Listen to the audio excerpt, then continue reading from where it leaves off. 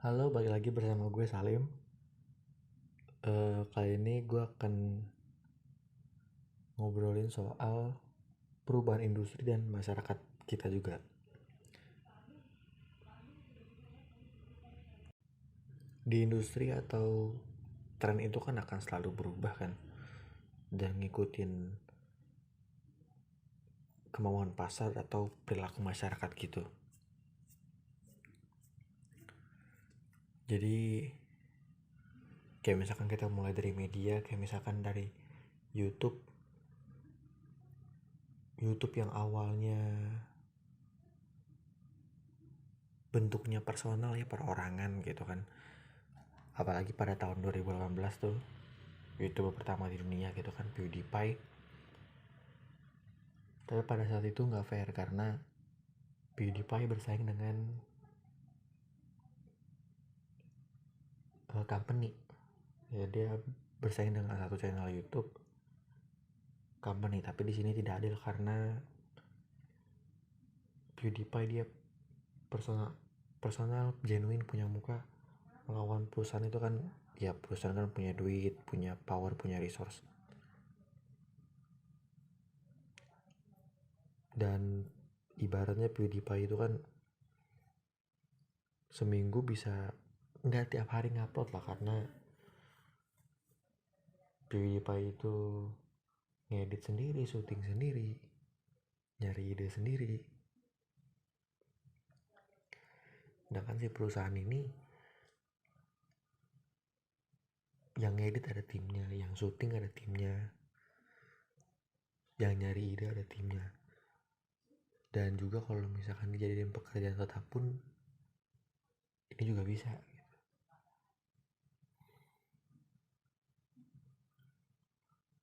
Kalau masalah ngomongin YouTube Indo itu kan nggak bisa dibilang 100% orisinil. Ya kan pasti ngambil referensi dari konten luar juga. Tapi kebanyakan memang tren yang dari luar dibawa juga sama kita. Kita agak telat lah, kayak misalkan 2011 itu di luar udah ramai konten vlog. 2011 2012 di luar udah ramai konten vlog. Kita 2013 kita ramai. 2014 di luar tuh ramai konten gaming. 2016 kita ramai konten gaming. 2017 2016 di luar tuh udah ramai konten klarifikasi. Nah, disusul sama kayak 2018. Banyak konten yang klarifikasi yang dibuat secara berpart-part. Berbagai macam industri seperti ya musik, radio gitu kan. Makanya ada istilahnya video kill the radio star, pada saat musisi-musisi yang tampil di radio yang sekiranya kan tahun 2000 deh, tahun 2000 itu kan ya Backstreet Boys, Westlife, Britney Spears, mereka suara mereka bagus, nulis lagu oke lah, tapi kan penampilan kan tahun 2000 gitu kan. Zaman munculnya video visual, mereka ini tergantikan oleh mereka ini bersaing dengan orang-orang yang atau musisi-musisi baru yang suaranya biasa aja tapi penampilan bagus. Ya udah kalah musisi-musisi yang biasa tampil di radio.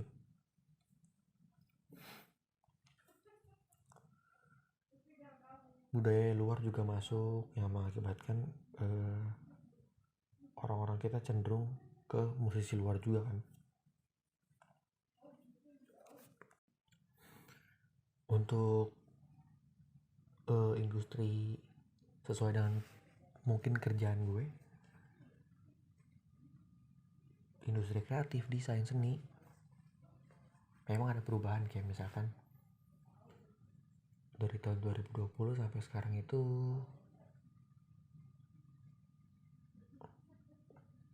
ramainya desain 3D ya, ilustrasi 3D gitulah. Dan Memang kalau misalkan bentuk 3D itu kan lebih unik ya, lebih perspektifnya bisa dilihat dari segala arah. Orang perusahaan-perusahaan juga lebih, kalau memakai iklan atau ads itu lebih ke video. Nah itu juga nambah engagement lebih tinggi lah, ya kan, yang masyarakat kasih ketimbang teks. Dan juga masuk ke digital karena kan muncullah website atau aplikasi gitu yang mengakibatkan muncullah pekerjaan baru. Marketing bisa melalui online gitu kan, sekarang digital, yang kita bisa menjangkau konsumen yang spesifik mungkin. Balik lagi ke yang tadi, yang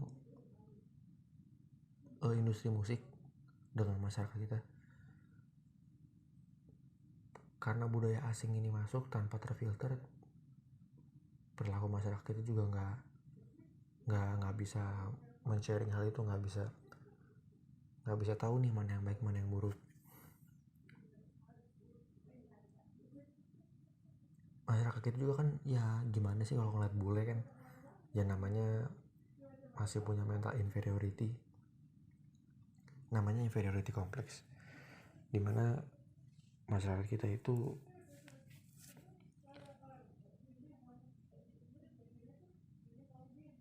menganggap negara bule atau negara luar itu lebih superior lah, lebih di atasnya kita, padahal kan nggak juga. Gue sempat nonton konten yang tentang VJ kita, visual joki kita dalam negeri ini, dia collab sama DJ luar. Nah udah sering tur-tur antar kota gitulah, ya Purwokerto, Malang gitu. Nah perlakuan orang kita ke VJ kita ini kurang mengenakan, ya kan, dianggapnya karena kan orang-orang Indonesia ya. Nah VJ kita ini kalau misalkan lagi collab selalu deh pelayanannya kurang bagus gitu kan. Kalau ada bule kan alat disiapin, terus apa-apa tuh dilayanin gitu lah, karena kan ada bule. Sedangkan yang VJ kita ini kurang mengenakan gitu pelayanannya. Terus VJ kita ini sempat ada inisiatif untuk dalam satu event dia ngetes,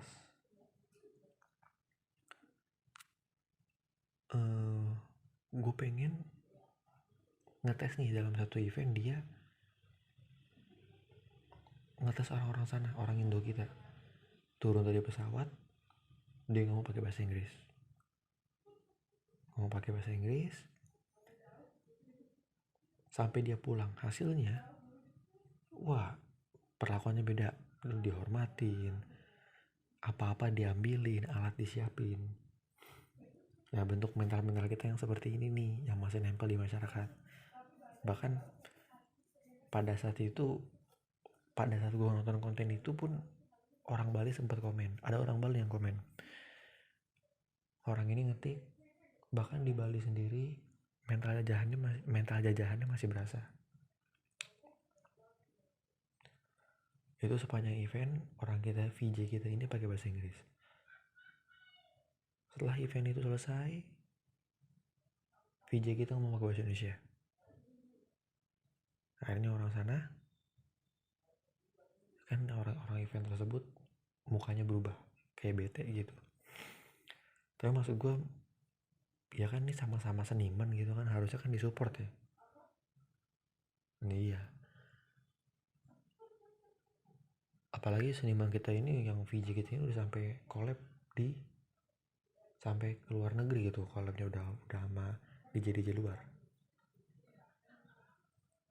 Gue rasa segitu untuk obrolan tentang sedikit tentang perubahan industri dengan masyarakat kita. Sampai jumpa di episode selanjutnya.